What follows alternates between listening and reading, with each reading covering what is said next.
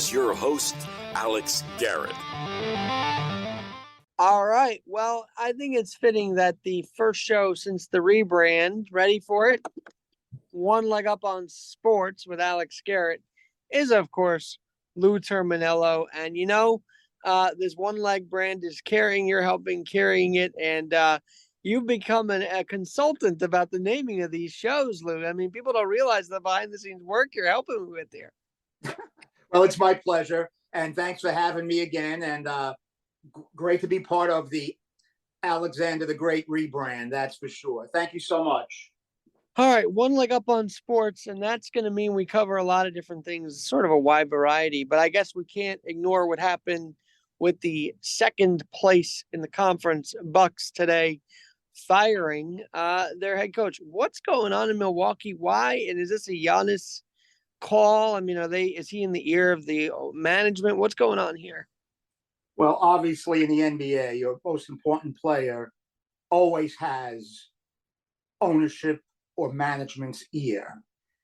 He had said apparently a couple of weeks ago that he didn't like the way the team was being coached, but the team is 30-13, and they're second in the Eastern Conference as of today. But apparently they were having too many defensive breakdowns. Again, that's pretty funny in the NBA because nobody's playing defense in the NBA these last couple of years. It's really sad. But there was something there that management saw. Probably the team wasn't being run as tight a ship as they would like. Obviously, Milwaukee is a championship contender, and championship contender windows sometimes close quickly. Yes, they won one. I think they were a little fortunate winning that one when they did because of the injuries to James Harden and Kyrie Irving, because the Nets would have won the championship that year. But they won it, and they're obviously a contender to win it again. The Celtics right now are the best team in the Eastern Conference. But it's going to, right now you have the Celtics, you have Milwaukee. But when you see teams, even good teams, picking up bad habits, especially when you have a coach like a Doc Rivers out there, and I'm not the biggest Doc Rivers fan. I mean, he hasn't gone to a conference final in 11 years. But when you have a coach like Doc Rivers there to pair with a great player in Giannis, that's where also, I mean, Doc Rivers has had his temper tantrum moments, I felt. So it could be ego going up against ego in that dynamic, would you see? Or could he contain Giannis? Could he work well with Giannis, or will it be ego to ego here, if that's the case? Yeah, he can work well with Giannis. I mean, he's worked with superstars in Boston, obviously, with Tatum, in Los Angeles, with the Clippers, with Kawhi Leonard and Paul George. So yeah, he's fine. He's fine with that. And obviously, in Philly, he had Embiid and Harden, so he knows the pros and cons of dealing with a superstar situations. Let's put it that way. I do not know who else is in the picture if Rivers isn't offered the job, but I would say right now, as of 4:30, it's his job to lose. But I was surprised. You're a historian. You also mentioned that this Adrian Griffin had ties to Seton Hall. Tell us about his time at Seton Hall. What do you remember? Well, he was a very, very good player for Seton Hall in his Seton Hall career. And he was a scorer. He was rugged. He was a very good defender. And he played 9 years in the NBA. I mean, so his Seton Hall career definitely propelled him to a very good career in the NBA. He was one of those players that on a winning team, you need to have. All teams in all sports have to have those type of players. He was one of those guys. And then he went to coaching. He was assistant, and he got the head coaching job, which I thought was a good move. But I guess, as the great late Willis Reed told me, when you have to move those 3 feet from the assistant coaching seat to the head coaching seat, it's a whole different world. And I guess, at least in his first try as a head coach in the NBA, it was a different world for Adrian Griffin. But he was a Yeah, I very see that he was actually assistant on the Raptors that won the ring, if I'm not mistaken. So correct. got a lot of experience under his belt. Now, the other storyline coming into today was there's debate whether or not Embiid could be qualifying for MVP because he hasn't played the required amount. I mean, look, Will Chamberlain move the rules around? You know, he changed the rules for in play. Maybe he changed the rules for MVP. That's what I was thinking this morning. Actually, is could we see a move to change it just to accommodate what Embiid's been going on? Obviously, he's not been healthy the whole time. However, 60 plus point night, Lou. I mean, we haven't seen that in a while. I don't remember it in my lifetime anyway. Well, Booker had 70 plus a couple of years ago for Phoenix. They're not going to change. They changed the rules for you had to play in at least 65 games because they want guys to play. Now he's already missed 10 games. He's got 7 misses left.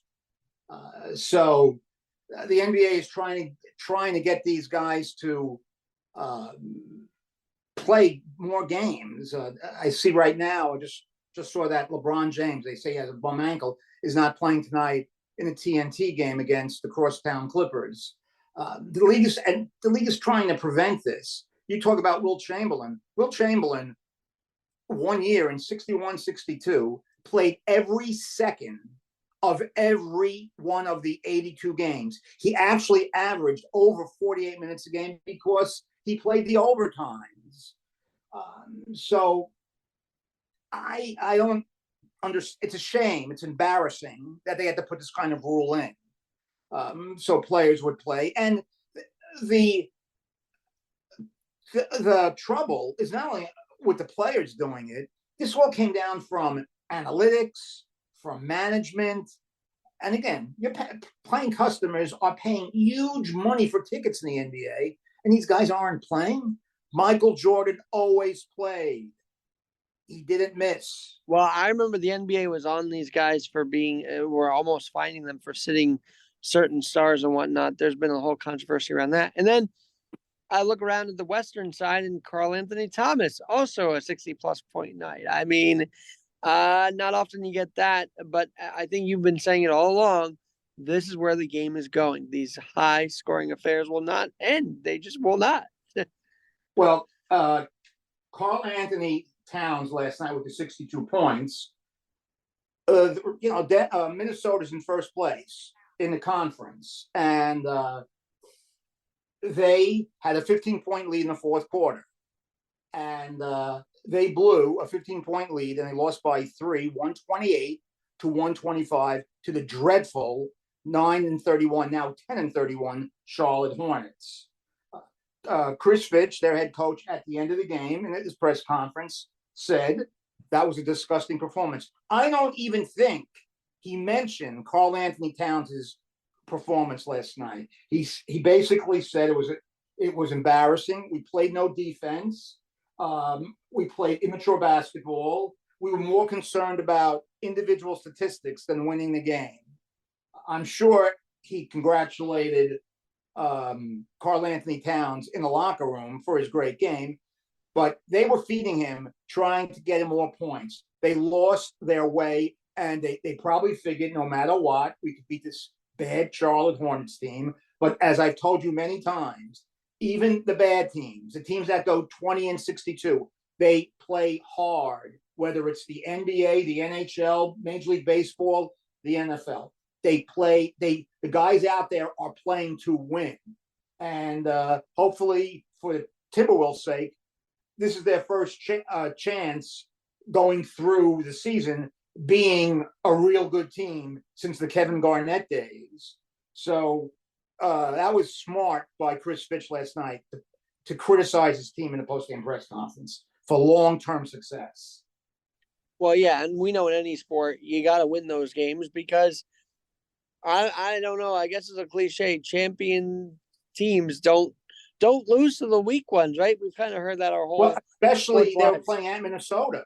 You don't want to lose those games at home. Well, it's they're 30-13 also, and I think Karl Anthony Towns is a big reason why they're in first. But obviously, these losses could be something you look back at and say, man, we should have won that one, right? I mean, you look at it, especially with No all these doubt. playing tournaments and everything, Mhm. every Yep. game matters. All right, I want to get your take since we're on the NBA. Your Nets had a West Coast swing. What did you think? They're 4-15 in their last 19 games. Before that, they were 13-10, and they were keeping their heads above water. In my opinion, this is a team right now going nowhere, heading to no place. They'll be irrelevant, in my opinion, the rest of the season. What happened at Staples Center on Friday night surprised me. Them winning against the Lakers, and then on Sunday afternoon they jump out to a 16-0 lead. They're up 99-84 at the end of three quarters. They're up one. They're up 11 with 4.5 minutes to go in the game, and then the Clippers outscore them 22-0 the rest of the way. This has been a Nets problem since they moved Kyrie and Durant at the deadline last year. They don't. Mikal Bridges is an excellent player. He's an outstanding young player, but you have to have that killer closer. You saw what Durant did last night in Chicago. They were down against Chicago in Phoenix. They were down 23. He took over the game. He scored 43. He hit the game-winning jump shot with under 2 seconds to go. You must have those type of guys. Now, of course, Durant is a super duper star. In my opinion, the greatest mid-range shooter in NBA history, just remarkable mid-range shooter. You have to have those guys. The Nets are still in transition from last February, so I'm not going to kill them. I have a feeling they will make a trade by the February 8th trade deadline. I don't know what the mix will be, but they need a point guard. They need a point guard leader. Very much so. I mean, you can complain all you want about Kyrie Irving, and yeah, we know that he's bizarre and eccentric, but he's a hell of a player. But they need a point guard. They need a point guard. They need. Look what Brunson's done for the Knicks. Brunson's better than anybody. I'll just speak for myself than I ever thought he was. I knew he was a good player, but this kid's on the verge of superstardom. He's raised his game, and you have to have that kind of leader in the NBA. You have to. I mean, nobody knows that more than me. When we got Jason Kidd, he turned everything around. If he wasn't our point guard, who knows what would have happened? The Nets are right now are irrelevant. I hate to say that, but they are. Obviously, I hopefully they turn it around soon. But they're in transition, and I'm sure Sean Marks will do something. Well, he's been. It was tough to see him let go of those guys last year. That's for sure. But I want to go down to the New York City guys, the Knicks, and we talked about this the other day off air. But for them to beat, quickly and RJ Barrett and the return back, I mean, this trade seems to have really benefited the Knicks, hasn't it?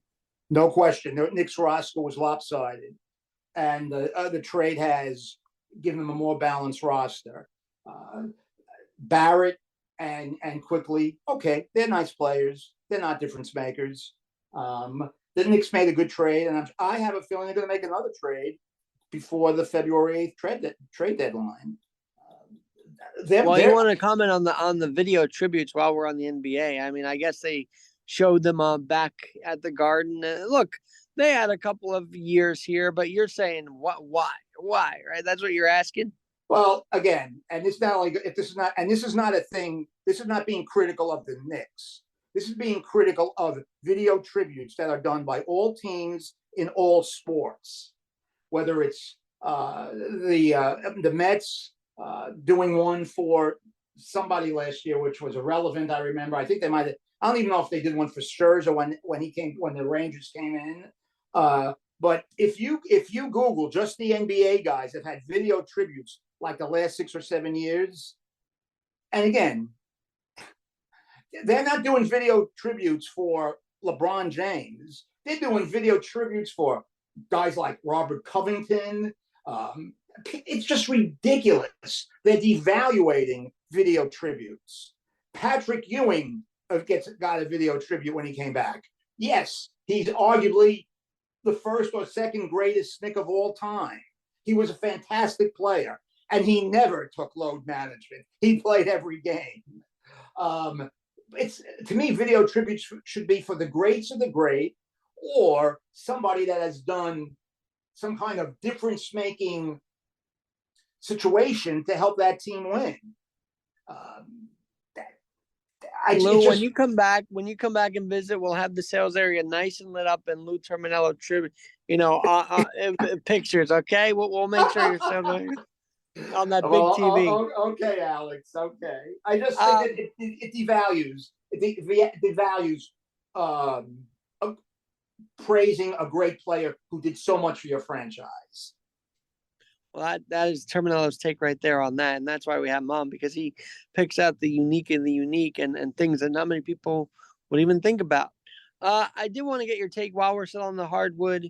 What happened Saturday? We mentioned Seton Hall earlier, but they really should have beaten Creighton, right? That's what the buzz is around Seton Hall's campus and around the Prudential Center Saturday. What happened? You can break it down for us. Well, it would have been nice because they would have been 7-1, and they have done a very good job since the conference season began. Obviously, Creighton is an excellent team. They have a chance to go far in the NCAAs. If it was an NCAA game, it would have been a memorable game, an instant classic. But it was an instant classic on early Saturday afternoon in mid-January. Seton Hall was ready to play. Ryan Kalkbrenner had a great game, but Seton Hall wasn't afraid. Even though he blocked 8 shots, Seton Hall took it right to him. They weren't afraid to go after him. And it looked like the Pirates had the game won. And midway through the second half, they were up 9, and then Creighton hit 4 3-pointers in a row. Then it looked like Creighton had the game won, and Seton Hall came back. And then they went overtime. It looked like Seton Hall had the game. They were up 89-84 in the second overtime. And Creighton got an offensive rebound. I think it was Trey Alexander who got the offensive rebound and threw it back out to Ashworth, who hit the 3 from the top of the key. If Seton Hall had been able to hold them on that possession, I think they would have won the game. It went back and forth and ended up being a memorable 97-94 unfortunate loss. But I did not think Seton Hall was going to be 6-2 at this point. But they had a great chance to be 7-1. And again, you don't want to lose those games at home. But it was a great game. I can't fault anybody. Kadari Richmond wasn't afraid of driving the lane on Kalkbrenner, but he missed shots he normally makes when he's 6-8 feet away from the basket. But he's an indispensable player for Seton Hall. They cannot play without Kadari Richmond. I know, and Adai Wusu's made an impact transfer from St. John's. Absolutely. He's made a big impact. All right, speaking of impact, and we have a couple minutes left here. Everybody talk about the NFL, and we could cover that, but I really want to talk about your hometown. You're not hometown, but your team, the Islanders, made an incredible move this weekend and put a legend behind the bench. Now, I know he wasn't a legend on the Islanders, but I always think the reason why the Rangers never hired Messier is because you don't want to have that legendary status tarnished, especially here in New York. But here they hire Patrick Waugh, and were you surprised? I got to ask you firstly. Well, as you know, as we've talked on the Alex Garrett podcast and Terminello's take, I knew that Lane Lambert was in trouble. That 12-4-4 streak in December saved his job, I think, or else a move could have been made probably around Christmas time. Watching the 4-game road trip, they were lost. They were clueless. There was no structure on their own end, which has been a problem right throughout the year and even last year. So I did not think a change was going to come until the All-Star break, which is a week away. But one thing early last week that seemed to be a tip-off that a change was coming, Lou Lamoriello goes on 99% of all road games. He did not go on this 4-city road trip. He sent his son, who's the assistant general manager, Chris Lamoriello, who was with the Islanders before Lou got to the Islanders, so it wasn't that Lou hired him. He was already with the Islanders. But with Lou not being there, not going on the road trip, that kind of piqued my curiosity that something was up. But Saturday afternoon, I wasn't surprised that Lane Lambert was fired, but I was shocked that who they hired in Patrick Roy. I mean, obviously, this guy has won 4 cups with 2 different teams, 3-time Vezina winner, Hall of Famer, arguably the greatest goalie of all time, along with Brodeur. You can go back and forth on that. NHL legend and icon, a French-Canadian icon. And he's fiery. To your point, actually, Quebec has started to air some of the last couple of games he coached. I don't know if you heard about that, but Yes. radio was doing a couple of the games, especially the Stars one. And by the way, big way for him to start his coaching career is winning overtime against Dallas. That was a big win. But I asked you this off air: is this a move to try and save the season? Would you say? Is there a chance here for the Islanders now? It's a move to try to save the season, and I don't know the length of his contract. That has not been made known, but I'm sure he's going to be here for. I'm sure it's got to be at least a 3-year deal. But he's going to be different. He's an analytic guy. He believes in puck possession, which the Detroit Red Wings, when they won their cups with those great players, they just thrived on. He'll hopefully improve the structure in front of the net. He knows that the Islanders are 31st in the league in shots given up. I don't care who your goalie is. Sorokin has faced 40 or more shots 9 times this year. Varlamov, who's coming back tonight after being injured, has also faced over 40 shots 4 or 5 times. That has to stop. Now, is it going to stop right away? I don't know, because he coached the game the other night. He didn't even have a practice with his team. I assume they practiced yesterday, Monday, for tonight's game. By the way, tonight's game is also being shown on French-Canadian television tonight. So there's a lot of pressure. Yes. So there's a lot of pressure on, but the Islanders have a lot of things that they have to clean up. But Patrick Roy is a fiery, emotional, behind the bench coach. He's got into shouting matches with other coaches on the bench from the other teams. A classic one with Bruce Boudreau, which I'm sure is on YouTube. But hopefully he'll improve the Islanders' ills. First of all, they got to get better at bringing that puck out of their own end, and better puck possession is part of it. So we'll see. We'll see what happens. But Alex, you could have been talking to me for an hour and a half, and you could say, well, who do you think the Islanders brought in as their new coach? It would take me 2 hours, maybe longer, before I would say Patrick Roy. Successful coach, former NHL Coach of the Year. He won the Memorial Cup a couple of times with the Quebec Ramparts in the Quebec Major Junior Hockey League. So we'll see. It makes the Islanders more interesting to look at. Let's put it that way and watch. Speaking of interesting to look at, the Rangers obviously compelling everybody to still follow them. They now play the Sharks tonight. Sharks on a win streak. But I got to say this real fast. We can go over the recap, but I'm more interested in saying congratulations to Vincent Trocheck for making the All-Star Weekend roster. The guy has played his heart out for that team. Had a couple of rough spots on the road trip here, but well-deserved spot for the NHL All-Star Weekend, wouldn't you say? Well, he's a winning player. When they got him, I saw that was another good acquisition. He's played in playoffs. He's a vet. He's not afraid. And that's a reward that's well-deserved for Vincent Trocheck, without a doubt. All right. Now, my final synopsis of the weekend of the divisional round, we can go hours and hours, but you've probably already heard it, is that it's either McCaffrey or the Lions to me. Like, I think it's going to be McCaffrey carrying the Niners all the way through to the Super Bowl, or the Lions find a way. And that's kind of my focus this weekend. I got to see if Lamar can actually beat the Chiefs. Big win for Lamar Jackson over the weekend. What was your takeaway? I mean, from these 4 games we saw. Well, we'll go the way they were played. Houston hung in there for the first half.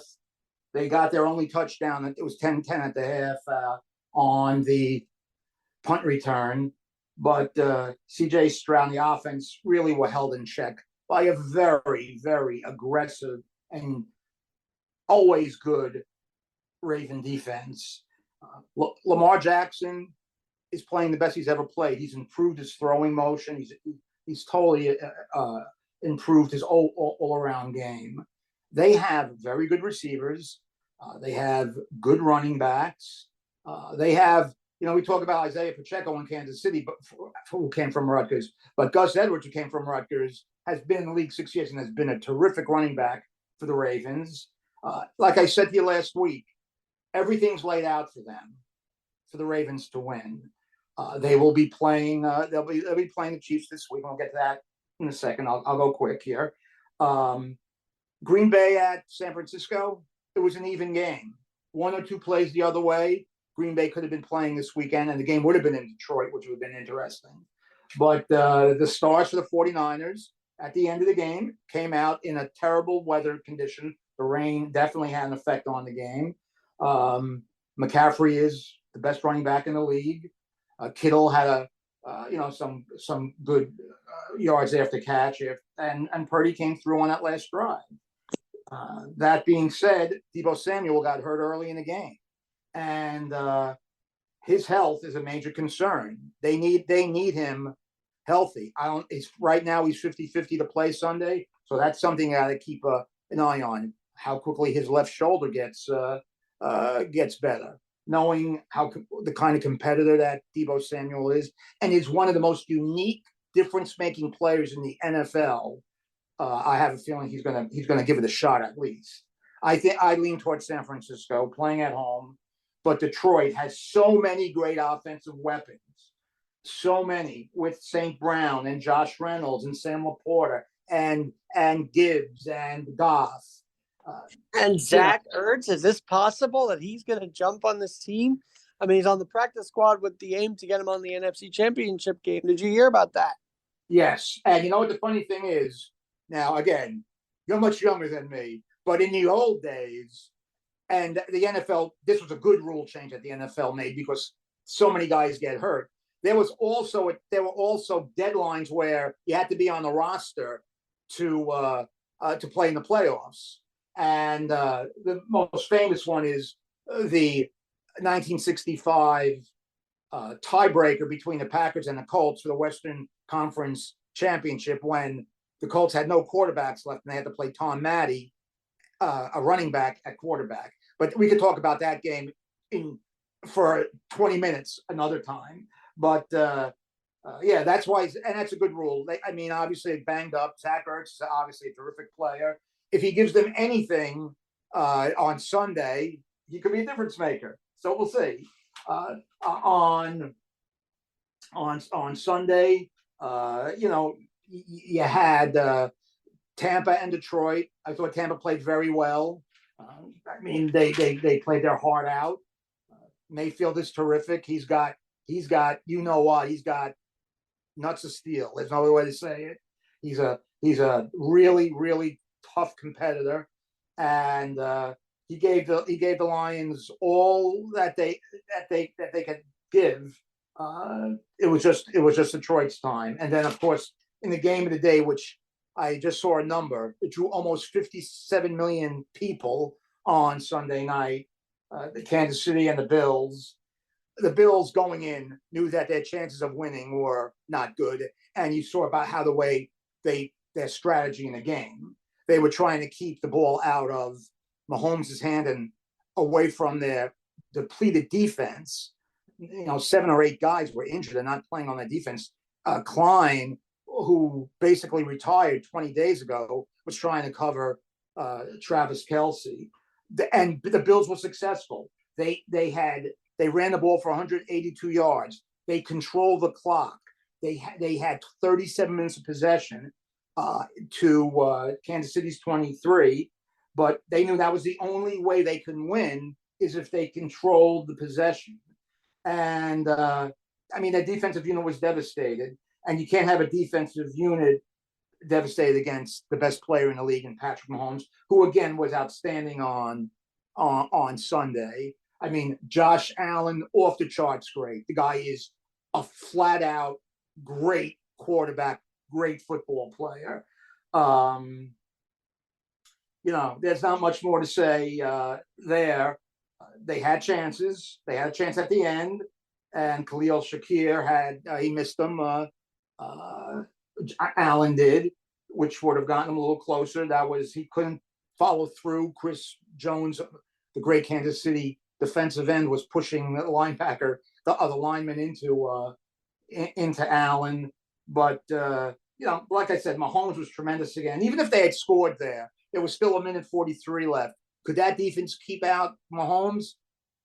I doubt it. But there could always be a fumble. There could always be a tipped interception. We don't know. So that's the only thing that has to haunt Buffalo there. But again, they did the best they could.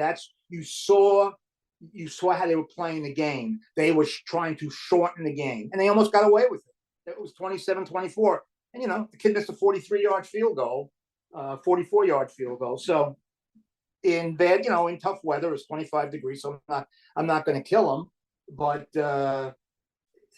one or two of these plays. But this is an interesting weekend, Alex. Detroit at San Francisco, Kansas City at Baltimore.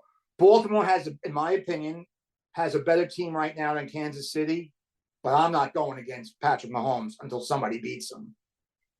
And I think San Francisco has the edge playing at home with their team and with Purdy and McCaffrey and Kittle. But like I said, Detroit has a lot of great offensive weapons. So we'll see. It's going to be an interesting Sunday.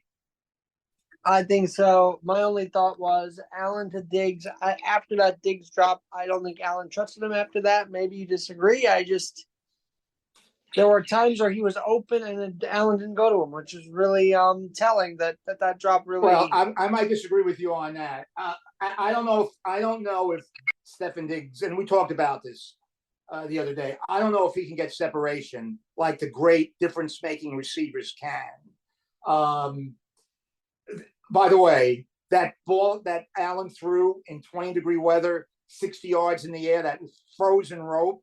Wow, I haven't seen a throw like that in a long time. And it was there for Diggs to catch. He didn't catch it. The Bills are not going to – I don't think the Bills are going to get rid of him because it's a big – from what I understand, it's a big cap hit. But, again, the Bills, tortured fan base. I feel bad for their loyal fans. Oh, one last thought on the Bills fan base, by the way. Did you see the story of how Kyle Bass actually got supported by the Bills Mafia faithful? There's a story out which was unbelievable to me. Over $100,000 to Tyler Bass's charity after a missed field goal. Now, I don't remember that happening for Scott Norwood when that happened in the Super Bowl, but I credit the Bills fans for that after the torture of wide right. Right. Well, a couple of things. Back in 1990, there was no GoFundMe page available or things like that. The one thing, and again, we're talking about football history here, wide right is overrated. It was a long field goal attempt. And you can research this. The game was played on grass. Only 5 field goals were made from 47 or longer on grass that year. So wide right, that 47-yard field goal would probably be equivalent to a 57-yard field goal today. The kickers today are better. They're just better. They're more athletic. Their legs are stronger. So yeah. But again, what did Jim Nantz say when Bass missed the kick? Wide right. The 2 words Buffalo fans don't want to hear. So, yeah. Yes, history sometimes has a way of repeating itself. By the way, they were quick to say how CBS will be promoting the Super Bowl starting at 11:30 in the morning. And these Super Bowl Sundays are so funny because, You and I just care about the game. You're not going to sit there and watch 6 hours of pregame, are you? No, Come I on. am not, Alex. I am not watching 6 hours of pregame. I'll turn it on maybe about 5 o'clock. Yeah, I'm not gonna park my butt on my recliner at 11:30 in the morning and start watching Super Bowl pregame. Well, Lou, this was great. And, I know we covered NFL last, but sometimes breaking news happens as it does in sports and anywhere else, right? So we're cover the first Mhm. big news of the day and go from there. Always love having you, Lou. And let's do this again next week. Thank you again, Alex. Always a pleasure.